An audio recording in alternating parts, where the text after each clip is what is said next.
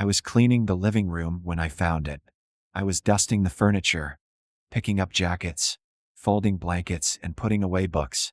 Then, in the pocket of James's coat, I felt something small and hard. Curious, I reached in and pulled out a small, elegant box. It was dark blue and felt soft in my hands. My heart skipped a beat. I opened the box slowly, feeling both excited and nervous. Inside was a beautiful silver necklace with a delicate heart pendant. The heart was shiny, almost sparkling, and I noticed some letters engraved on it. Kiss. I stared at those letters, trying to understand. My name is Maria. My initials are ML, not CS. So why would James have a necklace with these letters? First, I thought maybe he bought it for me. Our anniversary was in a few days, so maybe it was his secret gift. But why the wrong initials? It didn't make sense. I put the box back in his coat pocket and tried to act normal, but my mind was spinning. All day, I couldn't stop thinking about it. I kept wondering if he would surprise me with the necklace or explain the letters somehow. But that night, he didn't mention anything. We had dinner together, talked about our day, and then watched TV. He acted like everything was normal, and he didn't bring up any gift or surprise. The next day, I checked his coat again when he wasn't looking. The box was still there, still hidden in his pocket. Part of me felt disappointed. Was he planning to give it to someone else? But who? And why? I started feeling nervous. I didn't want to believe that James could be hiding something from me. We were married. We were supposed to share everything, right? Over the next few days, I began to notice small, strange things. James was spending more time on his phone, sometimes smiling at messages he didn't show me. He also started coming home a bit later, saying he was busy with work. I wanted to trust him, but these changes made me feel uneasy. I began to feel like I didn't know what was happening. My heart felt heavy, and I didn't know what to do. One evening, James came home late again. He looked tired and didn't explain why he was late. I asked him, "How was work?" But he just said, "Fine," without looking at me. Normally, he would tell me about his day. We would laugh together, talk about his job, his boss, his friends at work. But now he seemed distant, like he was somewhere else. That night, I lay in bed, wide awake, staring at the ceiling. My mind kept going back to the necklace, the initials CS, and James's strange behavior. Was I just imagining things? Was I being paranoid? But the more I thought about it, the more it felt real. I felt my heart pounding in my chest, feeling both hurt and confused. The next morning, I decided to watch him more closely. I wanted to see if he would give me any clue, any hint about the necklace. At breakfast, I looked at him and said, "Is everything okay? James? You seem different." He looked up, surprised, and gave me a quick smile. "Of course, everything is fine, Maria," he said. "Why do you ask?" I wanted to ask about the necklace right then, but something stopped me. I didn't want to make him think I didn't trust him. So, I just nodded and tried to smile back. But that day, my mind kept going in circles. I couldn't focus on my work, and I kept checking my phone, waiting for him to call or send a message to make me feel better. But he didn't.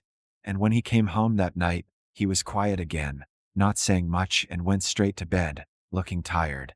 I felt like a stranger, as if we were living two different lives. Days passed and my worry grew. I couldn't stop thinking about the necklace, the initials, and the thought that James might be hiding something from me. Finally, one day, while he was in the shower, I decided to look for more clues. I didn't feel good about it. I felt like I was breaking some kind of rule, but I needed to know.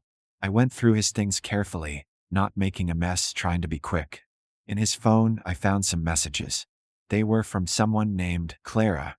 The messages were friendly, even a little warm, and it looked like they had been chatting for weeks. I felt my heart sink. Clara? I didn't know any Clara. Who was she? And why didn't James tell me about her? As I read the messages, I felt tears in my eyes. They weren't romantic, not exactly, but they were warm, like they were close friends, or maybe more. I put his phone down, my hands shaking, my heart breaking a little. I didn't know what to think. I didn't want to jump to conclusions, but it felt so real now. After finding the messages to Clara, I couldn't look at James the same way. I felt cold inside, like something had broken between us. I wanted to ask him about it, to shout, "Who is Clara? Why are you hiding her?" But I didn't. Instead, I kept quiet and watched him carefully. I wanted to know the truth before I said anything. Maybe I was wrong. Maybe there was an explanation. But I needed to see it with my own eyes. One evening, I decided to follow him. I know it sounds strange, and it felt strange to do it, but I couldn't sit at home and wonder anymore. I needed answers. When James said he was going out for work again, I nodded and smiled, pretending everything was normal. But as soon as he left, I grabbed my coat and followed him. My heart was pounding, and I felt nervous, almost scared. But I had to know. I kept my distance, trying not to get too close. I didn't want him to see me. He walked down the street, looking at his phone, and turned the corner. I followed, feeling like a detective in a movie. I didn't know where he was going, but I was ready to find out. I just hoped that what I found wouldn't hurt too much. James stopped at a small coffee shop. It was cozy with big windows and soft lights. He went inside, and I waited outside, hiding near the corner. I watched him through the window, and a few minutes later, a woman walked in. She was tall with long, dark hair and a kind face. She looked familiar, but I couldn't remember where I'd seen her before. She walked over to James, smiled, and hugged him. They looked comfortable together, like they knew each other well. My heart sank as I watched them. They sat down, ordered coffee, and began talking. They laughed, their faces close, their expressions warm. I felt like I couldn't breathe. I wanted to look away, but I couldn't. Who was she? Was this Clara? Was this the woman he was messaging? Was this who he bought the necklace for? As I stood there, watching them laugh and talk, my mind filled with questions and doubts. Maybe he didn't love me anymore. Maybe he had found someone new, someone he could talk to, someone he wanted to surprise with a necklace. I felt tears in my eyes, but I tried to hold them back. I couldn't believe this was happening. James and I had been together for years. We had a life, a home, memories. I didn't understand how he could just throw it all away. They stayed in the coffee shop for almost an hour. The whole time, I stayed outside, watching them through the window, feeling like my heart was breaking. When they finally got up to leave, I hid around the corner, not wanting him to see me. I watched as they said goodbye, and she walked away in one direction, while he walked in another. I waited a few minutes before I started walking home. My mind was full of thoughts, my heart heavy with sadness. I felt lost, like everything I knew was gone. By the time I got home, James was already there, sitting on the couch, looking at his phone. He looked up and smiled when he saw me, like nothing was wrong. I forced a smile back, but inside, I felt empty. That night I couldn't sleep. I lay in bed next to James, listening to him breathe, feeling like a stranger. I wanted to shake him awake and ask him, "Why, James? Why are you hiding things from me?" But I didn't. I was too afraid of the answer. I was afraid he would tell me that he loved someone else, that our life together was over. The next morning, James acted normal, like he didn't know my heart was breaking. I watched him, looking for signs, looking for any hint of guilt or sadness. But he seemed fine, happy even. I felt like I was going crazy. I couldn't understand how he could be so calm while I was falling apart inside. Over the next few days, I tried to act normal, but it was hard. Every time he looked at his phone, every time he came home late, I felt a sharp pain in my chest. I kept thinking about that woman, about the messages, about the necklace. My mind was full of questions, and I felt like I was drowning in them. Finally, I decided I couldn't keep this to myself anymore. I had to know the truth. I couldn't live like this, feeling like I was in the dark, feeling like I was losing James without even knowing why. I decided that the next time he went out, I would follow him again. I needed to be sure. I needed to see if he would meet her again. A few nights later, he told me he was going out. Just for a bit. I nodded, keeping my face calm. But inside, I was ready. As soon as he left, I grabbed my coat and followed him, keeping my distance like before. I felt nervous, my hands shaking, but I knew I had to do this. I needed to know the truth even if it hurt. This time, he went to a small restaurant across town. I waited outside, watching him through the window. A few minutes later, the same woman arrived. She smiled when she saw him, and they hugged again. They looked so comfortable together, so happy, like they shared a special bond. I felt a wave of sadness wash over me as I watched them, feeling like I was losing him, like our life together was slipping away. They sat down and began talking, their faces close, their expressions serious. I couldn't hear them, but I could see the way they looked at each other. Felt like they were sharing something important, something private. I felt like an outsider, like I didn't belong in his life anymore. As I stood there watching them, I made a decision. I couldn't keep this pain inside any longer. I had to confront him. I had to ask him who she was, why he was meeting her, and what he was hiding from me. I didn't know what he would say, but I knew I couldn't live with this feeling anymore. That night, when he came home, I was ready to confront him. I was ready to finally hear the truth, no matter how much it hurt. When James came home that night, I was sitting at the kitchen table, waiting for him. I had been thinking about this moment all evening, going over what I wanted to say, preparing myself for his reaction. My heart was racing, and my hands were shaking a little. But I knew I couldn't wait any longer. I needed answers. I needed the truth, even if it hurt. James walked in and looked surprised to see me sitting there. He smiled and said, "Hey, you're still up? It's late." He set down his keys and took off his coat, like nothing was wrong. But to me, everything was wrong. I took a deep breath and looked at him, feeling the words stuck in my throat. "I need to talk to you, James," I said, my voice shaky but firm. I was afraid, but I knew I had to do this. He looked at me, confused. "Sure, what's going on?" I took another deep breath, trying to keep calm. "I know about Clara," I said quietly. "I saw you with her at the coffee shop, and at the restaurant. I saw you both together." For a moment, he looked shocked. He opened his mouth to say something, but no words came out. His face turned pale, and he looked down at the floor, avoiding my eyes. "Maria," he started, but he didn't finish. "Who is she, James?" I asked, feeling my chest tighten. "Why are you hiding her from me? Why are you meeting her in secret?" He took a step back, rubbing his hands together nervously. "It's complicated," he said, still not looking at me.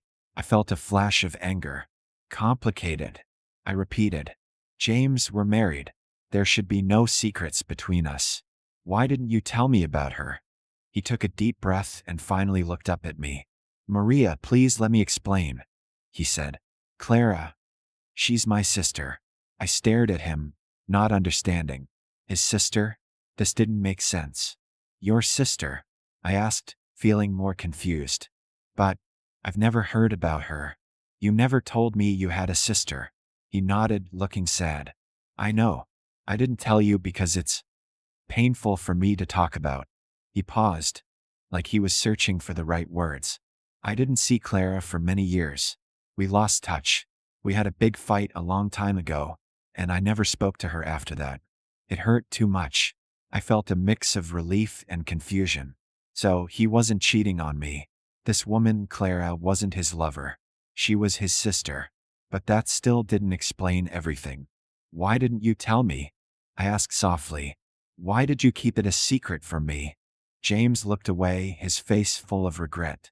"I was ashamed," he said quietly. "Ashamed of the fight we had.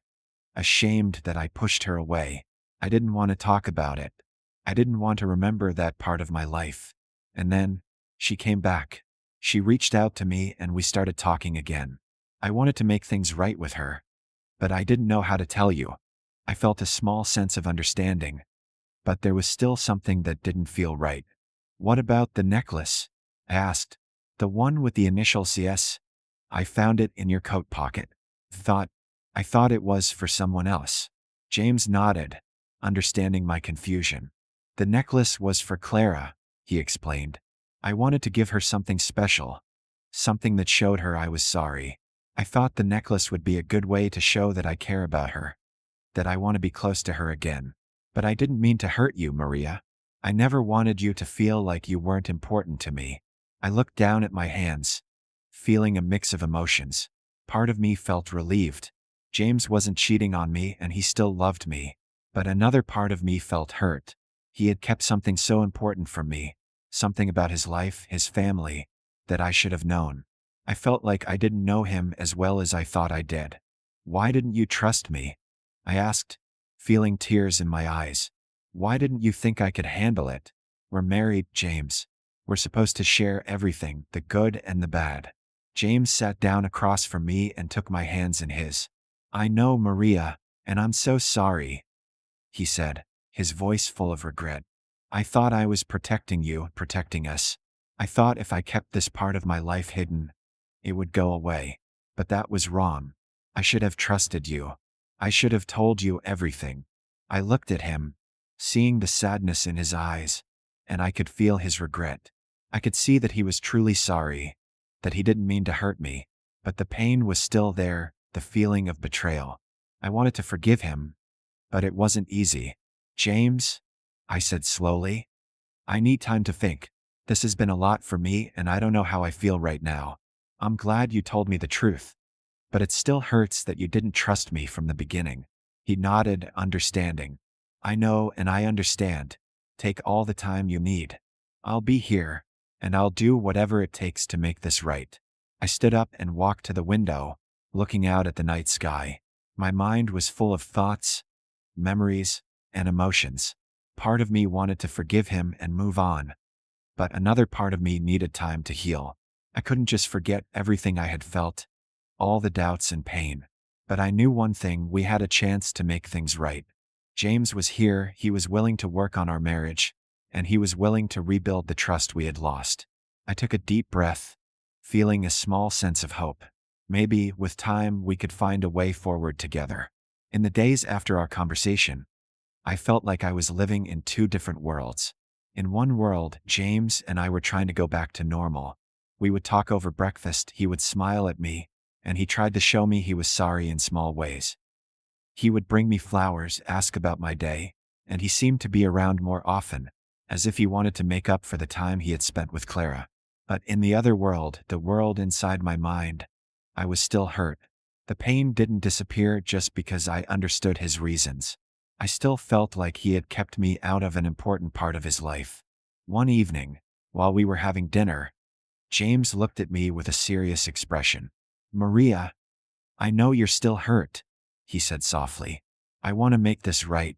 I want us to feel close again." His words touched me, but they also reminded me of the distance I felt between us. I nodded, feeling both hope and sadness. "I know, James. I'm trying. I really am. But it's hard to just forget everything that happened. You kept a big part of your life hidden from me. I still feel like there's a wall between us." He looked down, and for a moment he didn't say anything. Then he took a deep breath and said, "Maybe it would help if you met Clara." I looked up, surprised. "You want me to meet her?" "Yes," he said, nodding. "I want you to see that she's not a stranger, not someone to be afraid of. She's family, Maria, and I want you to be a part of that. I want you to know her, too." I felt a mix of emotions at his suggestion.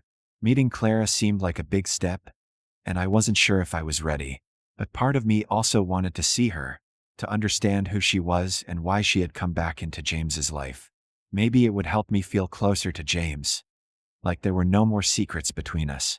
"Okay," I said slowly. "I'll meet her." James looked relieved and smiled at me. "Thank you, Maria. This means a lot to me." He reached across the table and took my hand. I felt a small spark of warmth, like the beginning of healing. A few days later, James and I went to meet Clara at the same coffee shop where I had first seen them together. I was nervous, my hands were cold, and my heart was beating fast. I didn't know what to expect. I didn't know if I would like her or if seeing her would bring back the pain. But I was determined to try. I wanted to feel close to James again, and this seemed like an important step. When we walked into the coffee shop, Clara was already there, sitting by the window. She looked up and smiled when she saw us. She had a kind face, with warm eyes and a gentle expression. I could see a resemblance to James in her eyes, a softness that made her feel familiar, even though I barely knew her. James introduced us and Clara held out her hand. "It's so nice to finally meet you, Maria," she said. Her voice was soft and calm, and I could see kindness in her eyes. "It's nice to meet you too, Clara," I replied, trying to keep my voice steady. I felt nervous, but I also felt a little more at ease seeing how genuine she seemed. We sat down and James ordered coffee for us. As we waited, Clara began to talk about herself, telling me a little about her life. She told me about her work, her hobbies, and her travels. She spoke openly, as if she wanted me to feel comfortable, as if she understood how strange the situation was for me. "I know this must be difficult for you, Maria," Clara said after a while, looking at me with sympathy. "I want you to know that I never meant to come between you and James. I just wanted to reconnect with my brother, to make up for lost time." Her words felt sincere, and for the first time I felt a sense of peace. I could see that Clara wasn't here to cause trouble. She was here because she wanted to be part of James's life again. I felt a small weight lift off my heart, and I realized that maybe, just maybe, I could let go of my fears and doubts. As we continued talking, I even found myself smiling and laughing at some of her stories. She told a funny story about James from when they were kids, and we all laughed together. For a moment, I felt like I was part of something new, something that could bring us all closer. After a while, James looked at me and said, "Maria, thank you for coming today. I know this hasn't been easy for you, but it means a lot to me that you're willing to try." I looked at him and nodded. "I want us to be okay, James. I want us to be honest with each other, to share everything, even the hard parts." He reached across the table and held my hand, looking into my eyes. "I promise, Maria, no more secrets. I want us to be strong together." As we sat there holding hands with Clara beside us, I felt a new sense of hope. I realized that maybe this was a new beginning, a way to rebuild the trust we had lost. Clara was no longer a stranger, and James was trying to make things right. I felt grateful for that, and I felt ready to take the next steps with him, whatever they might be. After meeting Clara, I felt like a weight had lifted off my heart. She was kind, warm, and open. I could see that she only wanted a relationship with her brother again. For the first time in weeks, I felt a sense of peace. I began to see James differently, too. He wasn't hiding Clara because he didn't trust me or because he wanted to hurt me. He was simply afraid of the pain from his past. I understood now, but that didn't mean everything was perfect. Over the next few days, James tried hard to show me he was committed to making our marriage stronger. He was more open with me, sharing little details about his day and being home more. He told me stories from his childhood, including the memories he had with Clara, and I felt closer to him than I had in a long time. He wasn't just my husband. He was a man with a past, with challenges, with hopes. I felt like I was finally getting to know every part of him. But there was still a part of me that felt hurt. I had spent so many days wondering if he was hiding something or if he was unhappy with me. Those doubts didn't just go away overnight. I knew that trust took time to rebuild, and I was willing to take that time. I wanted to be patient with him and with myself. One evening, we were sitting together on the couch watching a movie. James had his arm around me, and I leaned against his shoulder, feeling comfortable and safe. During a quiet moment, he looked down at me and said, "Thank you, Maria, for being patient with me. I know this hasn't been easy for you, and I'm sorry for the pain I caused." I looked up at him, feeling a mix of emotions. "I understand now, James," I said softly, "but I just wish you had trusted me from the start. I wish you had let me in, even if it was hard." He nodded, looking serious. "I know. I was wrong to keep it a secret. I thought I was protecting you, but I see now that I was only building walls between us. I want us to be close, Maria. I want us to be open with each other, no matter what." His words made me feel warm inside, like we were finally moving forward. But still, a small voice inside me wondered if I could fully trust again. I wanted to let go of the past, but it wasn't easy. A few days later, Clara invited us over to her apartment for dinner. She wanted to get to know me better, and I was happy to accept. I felt like this was a chance to continue healing, to feel like I was truly part of James's family. That evening, we arrived at Clara's place, and she greeted us with a big smile. "Welcome. I'm so glad you both came," she said, hugging us as we walked in. Her apartment was cozy and filled with soft lights, making it feel warm and welcoming. We sat down, and she brought out a delicious meal she had prepared. We laughed and talked as we ate, sharing stories and memories. Clara told me about her life, her job, her friends. I could see how important family was to her, and I could see how happy she was to have James back in her life.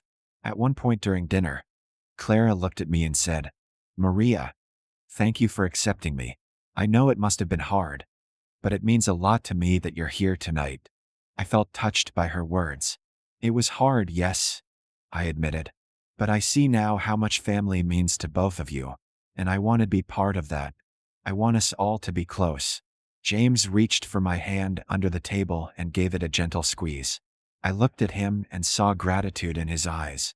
For the first time in a while, I felt that everything was going to be okay. After dinner, we sat around, drinking tea and sharing more stories. Clara showed me old photos of her and James as children, playing in the yard, going to school, celebrating birthdays. I could see the bond they had shared and how much it meant to her to have her brother back in her life. It made me realize that love and family were truly powerful. They could bring people back together, even after years of being apart. As we said our goodbyes and walked home, James held my hand tightly. The night was cool, and the stars shone brightly above us. We walked in comfortable silence for a while, each of us lost in our thoughts. I felt a new sense of calm and acceptance.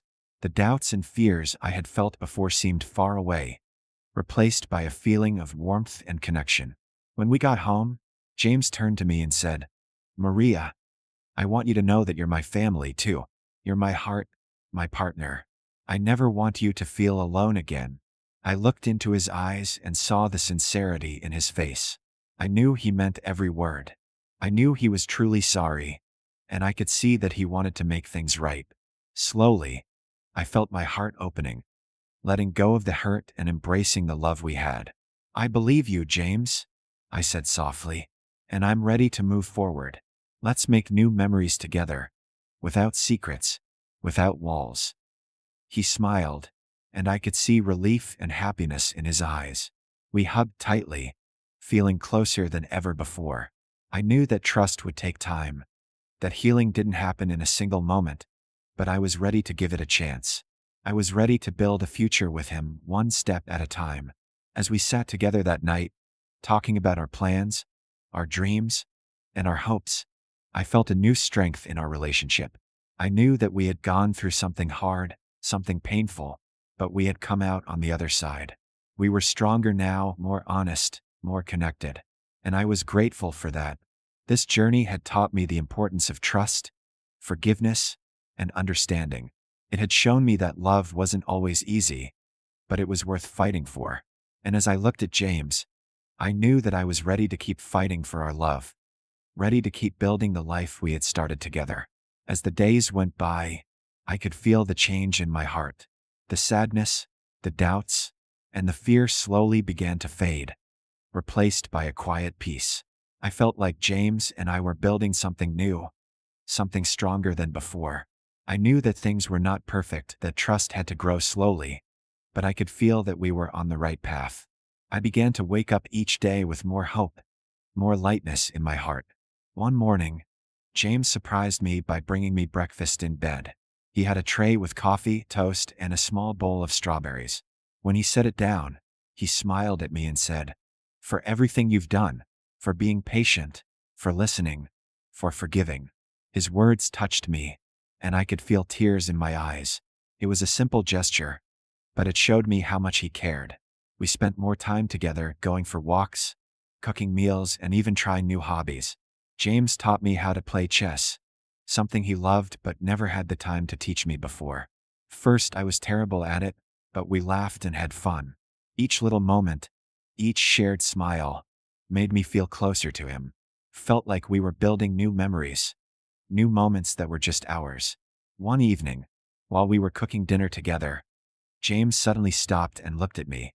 "Maria," he said softly, "I know I can't change the past, but I promise to be open with you from now on. I want you to feel safe with me, to know that there's nothing I will hide from you. He reached out, holding my hands, looking into my eyes with honesty and love. His words were like a promise, a new beginning. I believe you, James, I replied, squeezing his hands. And I'll be honest with you, too.